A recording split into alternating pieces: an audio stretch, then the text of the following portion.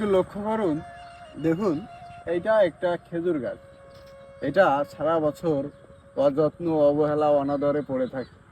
শুধুমাত্র নির্দিষ্ট বছরের একটা সময় এসে এই গাছটার প্রতি মানুষের কত ভালোবাসা, কত যত্ন, কত কেয়ার।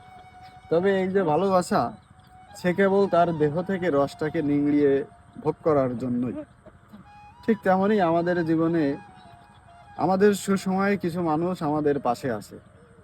আমাদের জীবনের যে সুসময়, যে ভালো থাকার মুহূর্ত, সে মুহূর্তগুলোকে ভোগ করতে আসে। এই মুহূর্তগুলো শেষ হয়ে গেলেই তারাও আমাদেরকে অনাদরে, অযত্ন, অবহেলায় ফেলে রেখে চলে যায়। আসলে তারা যে সুসময়ে আসে, একটু ভেবে দেখুন তো, একটু ভেবে বলুন তো, তারা কি আসলেই আমাদেরকেই ভালোবাসে? যদি ভালোবাসতো তাহলে কি ছেড়ে চলে যেতে পারতো? হয়তো আমাদের এই দুঃসময়ের সাথী হিসাবে আমাদেরকে তারা সাথেই রাখতো।